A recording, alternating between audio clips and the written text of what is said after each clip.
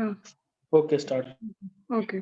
First question है animal having diploblastic acoelomic condition is, इसमें आपका आंसर होगा बी, क्योंकि फर्स्ट ए एस्कैरिस होता है आपका कौन सी क्लास से, आपका that belongs to aschelminthes. Planaria आपका belongs to platyhelminthes and periplaneta is a cockroach.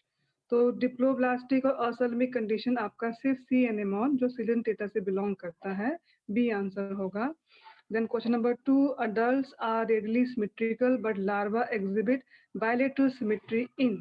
तो अदरवाइज तो bilateral symmetry किसमें होगा, पॉरीफेराज में और आपका सिलेंटेटास में, बट एक्सेप्शन होता है आपके इकाइनोडर्मेटास में, जिसमें कि आपका जो लार्वा होता है that is having the bilateral symmetry, and आपका जो अडल्ट होता है उसके पास कौन सी होती है, रेडियल सिमेट्री। तो यहाँ पे आपका आंसर हो जाएगा आपका आंसर इसमें हो जाएगा radial symmetry but larva exhibit Echinodermata C. Then animals with question number 3, animals with metameric segmentation, bilateral symmetry and closed circulatory system। Krishna charger they they. Animals with metameric segmentation, bilateral symmetry and closed circulatory system belongs to phylum which। तो इसमें close circulatory system आपके पास आता है आर्थ्रोपोडास के पास, because Annelida के पास आपके close, हाँ sorry, इसमें आता है ए आंसर एनालिडा। आर्थ्रोपोडा और मोलस्का का ओपन सर्कुलेटरी सिस्टम होगा एंड इकाइनोडर्मेटा में रिड्यूस्ड फॉर्म में होगा। तो close circulatory system plus bilateral symmetry and metameric segmentation belongs to answer A, Annelida। वो भी next question number 4, closed circulatory system occurs in snails, cockroach, all these are cuttlefish। This is a snail belongs to mollusca। mollusca के पास open रहता है, cockroach के पास भी open रहता है। In fact cuttlefish belongs to mollusca, but it is an exception that cuttlefish having the closed circulatory system, so its answer will be C। Then choanocyte cells perform, क्या काम करते हैं ये, तो basically according to this question answer हो जाएगा ए nutrition. Otherwise आपके जो केनाल सिस्टम है वो आपका सारा काम करेगी, न्यूट्रिशन भी करेगी, एक्सक्रीशन भी करेगी, आपका रिप्रोडक्शन भी करेगी। But question is question number 5, choanocytes perform nutrition, answer will be A. The Portuguese man of war refers to question number 6, Portuguese man of war, Phaselia। Phaselia belongs to Silentata। Silentata में क्या होता है, polymorphism। Fine, तो इसमें answer आपका हो जाएगा D, a polymorphic colonial Silentates। Then question number 7, characteristic free swimming larva Silentata is planula, answer C। Question number 8, Planaria, liver fluke and Tania, soliums are all segmented? No. These all belongs to Platyhelminthes and this name is the Olla flatworms. Answer will be D. Body cavity in members of Annelida are Annelida body cavity. These are true coelometric and Annelidas having the caesoceal body cavity. Answer will be A. Which of the question number next is the 10. Which of the following group of animals belongs to same phylum? Earthworm, pinworm, tapeworm. This is the answer will be B. Prawn, scorpion, and locusta all belongs to phylum Arthropoda. Next question is Ascaris. Question number 11. Ascaris is characterized by these are answer will be answer as D. Presence of neither true coelom nor metamerism. आपके Ascaris belongs to class your phylum Ascalminthis। Ascalminthis के पास ना तो true coelom होती है, that is pseudocoelomates होता है ये, and metamerism भी नहीं होता है। मेटामेरिज्म कहाँ पे आएगा, मेटामेरिज्म फर्स्ट टाइम आएगा एनालिडाज में। Fine, next your question number 12, which of the following characteristic is shared by all arthropods? Arthropods complete metamerism, wings or sexual, no, jointed appendages। आपका आर्थ्रोपोडा का नाम ही इसीलिए है बिकॉज आर्थ्रोपोडा का नाम मीन्स jointed appendages। तो answer will be C. Question number 13, which of the following is found in both Silentata and Echinodermata in adult stage? तो Silentata की सिमेट्री कौन सी होती है, रेडियल, एंड Echinodermata की सिमेट्री जो कि आपके अडल्ट में होती है कौन सी, रेडियल, और इसमें लार्वा में होती है बायलेटरल। तो यहाँ पे आंसर आपका हो जाएगा B, radial symmetry. Which of the following group of phylum belongs to deuterostome? Deuterostomes and आपका प्रोटोस्टोम। प्रोटोस्टोम्स कौन होते हैं? जिनका फर्स्ट एनस आता है, देन पहले माउथ आता है, देन एनस आता है। ड्यूटोस्टोम जिसमें पहले एनस आता है, देन माउथ आता है। फाइन। तो आपके आपके आते हैं ड्यूटोरोस्टोम्स में Echinodermata and B answer and Chordata. Fine. फिर आपका question number 15, in which of the following notochord is absent? इनमें से किसके पास नोटोकॉर्ड नहीं होती? तो नोटोकॉर्ड किसके पास नहीं होती? एक तो आपका आ गया बोलेनोग्लोसिस, अडल्ट हर्डमेनिया। इसमें आंसर आपका आ जाएगा A, herdmania which belongs to class urochordata, उसके पास भी नोटोकॉर्ड नहीं होती। होगी भी तो कब होगी? लार्वल स्टेज में टेल के पास होगी। फाइन। और बोलेनोग्लोसिस के पास है ही नहीं, it belongs to hemichordata. Fine. तो इसका एग्जांपल, इसका आंसर हो जाएगा A, adult herdmania and balanoglossus. Hemichordates have now been placed with a non-chordate close to cantrons because true notochord is absent. Hemichordate में जो पहले notochord rod-like structure था, that was earlier known as कि it was a notochord, but notochord mesoderm in origin होती है, and आपका यहाँ पे notochord की जगह जो rod-like structure था, that was buccal diverticulum, and it was made up of ectoderm. तो इसीलिए हेमिकॉर्डेट्स को रख दिया नॉन कॉर्डेट्स में या आपके नियर टू इकानोडर्म्स में। तो answer will be A, notochord is absent. Fine. Next question is question number 17, which are involved in muscle contraction? जब मसल का कॉन्ट्रैक्शन होता है सार्कोलिमा के थ्रू आपका अंदर जाता है एसिटाइल कोलिन, तो किसको खोलता है? इट ओपन्स एंडोप्लाज्मिक रेटिकुलम्स, जहां से कैल्शियम आउट होता है। ठीक। और जब आपके हेड स्टिक करते हैं, बाइंड करते हैं एक्टिन फिलामेंट के साथ, तो वो मैग्नीशियम वहां पे चाहिए होता है। तो आपका आंसर हो जाएगा 17 का calcium and magnesium. Answer will be A. Muscle band that remains unchanged during contraction and relaxation of the skeletal muscle is, आपका आंसर होगा ए बैंड कांस्टेंट रहता है, और जितने भी थिन आई बैंड्स होते हैं वो आप दोनों आई बैंड दोनों एक दूसरे की तरफ आएंगे और वो आपके सार्कोमियर को छोटा कर देंगे। तो सिर्फ पूरे मसल कॉन्ट्रैक्शन में ए बैंड चेंज नहीं होता। तो answer will be C.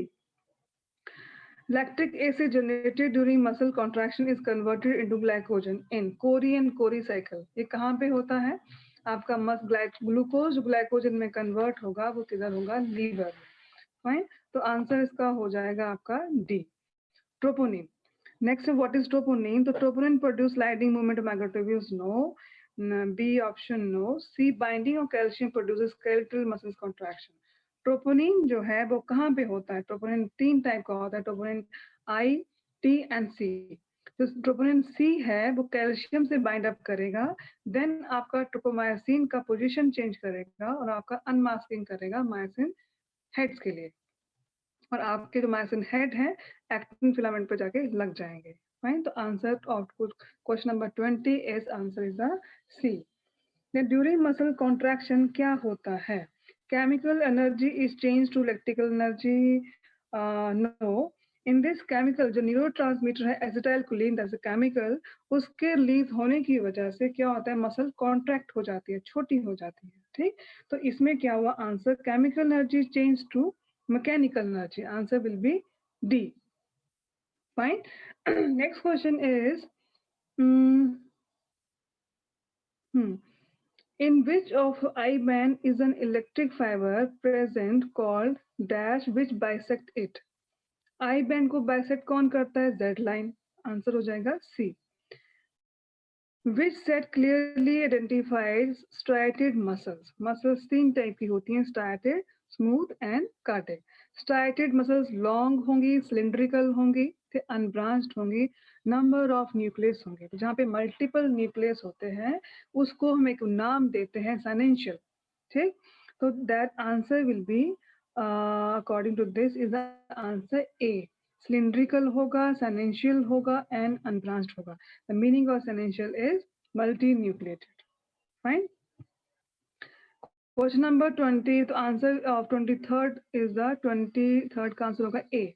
24, what is the role of calcium ions in muscle contraction? Calcium का क्या काम है मसल कॉन्ट्रैक्शन में?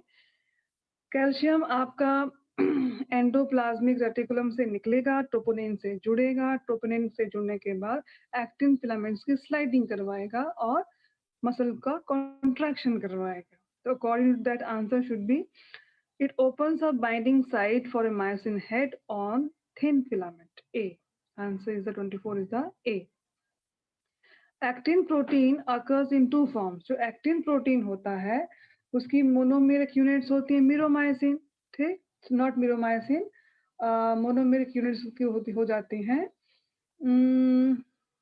मोनोमेरिक यूनिट्स की हो जाती है आपकी जी एक्टिन, और जी एक्टिन पॉलीमराइज करके एफ एक्टिन बनाता है। तो इसका आंसर हो जाएगा A. Actin protein occurs in two forms, polymeric F-actin and monomeric G-actin. Good. Next question number 26. A cricket player is chasing a first ball in a field. Which one of the following groups of bones are directly contributing in this movement? जब contributing movement, इसमें आपका answer आ जाएगा D. Tarsals का movement हो रहा है, femur का हो रहा है, मेटाटार्सल्स और टिबिया, लेग की पूरी मूवमेंट्स नीचे वाली। तो आंसर हो गया डी।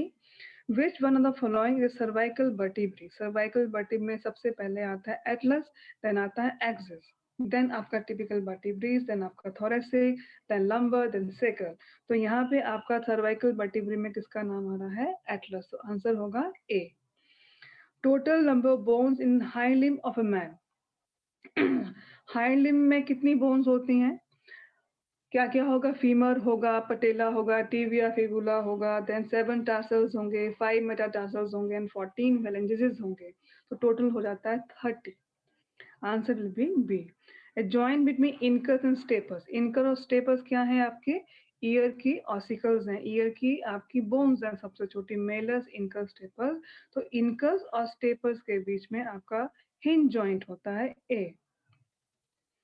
फिर आता है acromion process is a part of.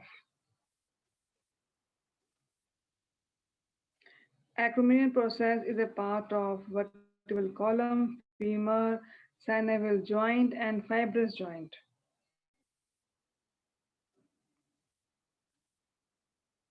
According to this question, answer हो जाएगा B, because synovial joint जो होगा वो ball and socket joint होगा।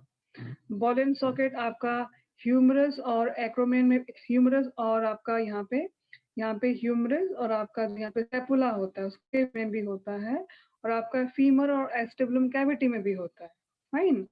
तो पेक्टोरल गर्डल की बात करें तो यहाँ पे साइनेबल फ्लूइड होता है, साइनेबल जॉइंट होता है। तो आपका जो ये एक्रोमियन प्रोसेस है किधर होता है? एक्रोमियन प्रोसेस आपका स्कैपुला में होता है, फाइन। तो इस क्वेश्चन के अकॉर्डिंग इसका आंसर हो जाएगा आंसर बी।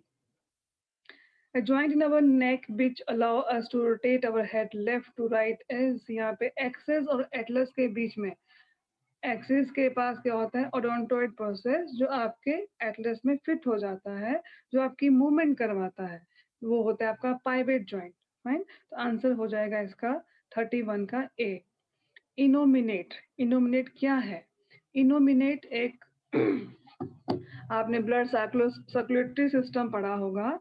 जब आपका हार्ट से ऑर्टा निकलता है, ऑर्टा से जो फर्स्ट आर्टरी निकलती है आपका कॉर्नरी साइनस, जो आपके हार्ट की मसल्स को देता है, देन आपकी सेकेंड आर्टरी निकलती है ब्रेकियोसेफेलिक, जो आपके इस बाजू को जाता है। इस जो ब्रेकियोसेफेलिक आर्टरी है उसे हम इनोमिनेट आर्टरी भी बोलते हैं, और जो आपकी हिप बोन है उसे हम इनोमिनेट बोन भी बोलते हैं। तो इनोमिनेट आर्टरी भी होगा, इनोमिनेट बोन भी होगा, फाइन। तो इसका आंसर हो जाएगा A. Next question number 33, the number of vertebrochondral ribs in human are. तो वर्टिब्रोकॉन्ड्रियल रिब्स किसे बोल देते हैं? एक होती है ट्रू रिब्स, दूसरी होती है फॉल्स रिब्स, तीसरी होती है फ्लोटिंग रिब्स। तो आपकी फॉल्स रिब्स जो होती हैं 8, 9 एंड 10 नंबर, जो कि आप डायरेक्टली स्टर्नम से नहीं लगती, कहाँ पे लगती हैं? 7th रिब के थ्रू लगती हैं।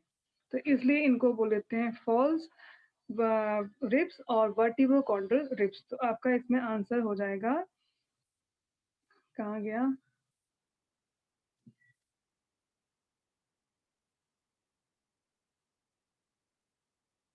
B 3 pairs. Question number 33 का आंसर होगा B 3 pairs. Then 33, accumulation of uric acid crystals in the synovial joint called gout. It is in same language written in the your NCERT. Uric acid के इकट्ठे हो जाने से gout हो जाता है, तो आंसर हो जाएगा बी. फिर नेक्स्ट क्वेश्चन नंबर 35 के अकॉर्डिंग जो डायग्राम दिया है, इसमें सबसे बड़ी जो ऊपर बोन होती है इसे आइलियम बोल देते हैं, देन प्यूबिस, देन इस्चियम. तो इसके अकॉर्डिंग आपका आंसर हो जाएगा डी. नेक्स्ट 36 में मैच मेकिंग है. मैच मेकिंग में आपको बॉल एंड सॉकेट जॉइंट आ जाएगा, humerus and pectoral girdle. Hinge joint में आपका आ जाएगा knee joint, knee. Pivot joint में आपका आ जाएगा atlas and axis. Saddle joint में आपका आ जाएगा कार्पस एंड मेटाकार्पस. तो इसके अकॉर्डिंग आपका आंसर हो जाएगा ए का 2, बी का 3, सी का 4. आंसर 36 का B. Then 37, X is a large triangular flat bone. Large triangular flat bone हमारी किधर होती है? That is only in the this side, scapula. X is the scapula, and in the dorsal part of the thorax between bi and the seventh, it is present in between second and seventh rib. Scapula is dorsal to thorax, large triangular bone and present in between second and seventh rib. तो इसका answer हो जाएगा आपका scapula and second answer will be D. Question number 37 का answer हो जाएगा D. 38,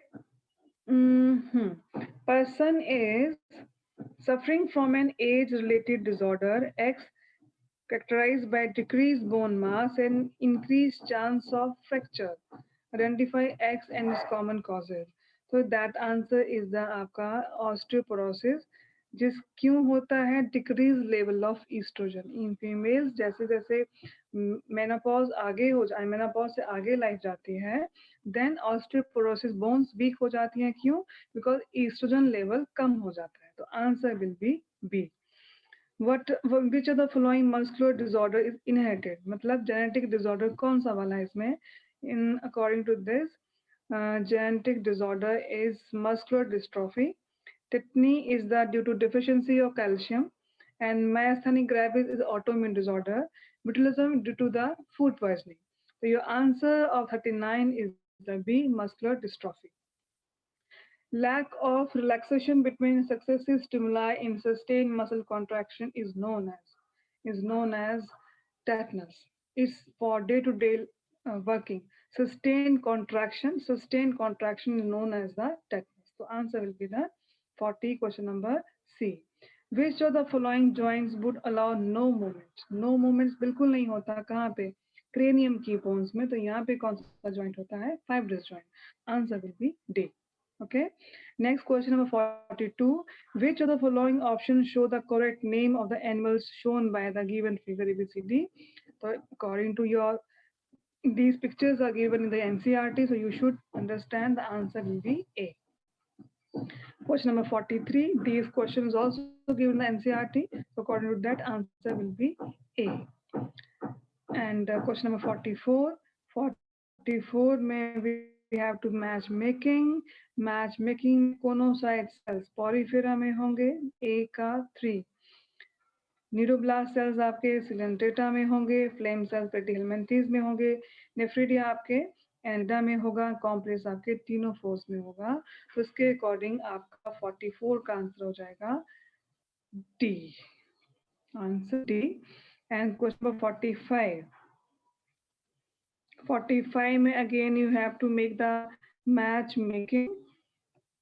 तो इसमें आपका आंसर हो जा रहा है, पाइला के पास रेडुला होगा.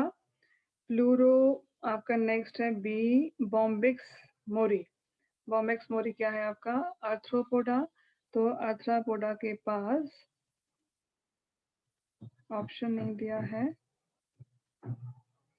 whatever, you have to make the match the following. पाइला का रेडुला हो जाएगा. प्लूरोब्रैंकिया का आपका ये हो जाएगा. बॉम्बिक्स मोरी का ए बी सी डी नहीं दिया.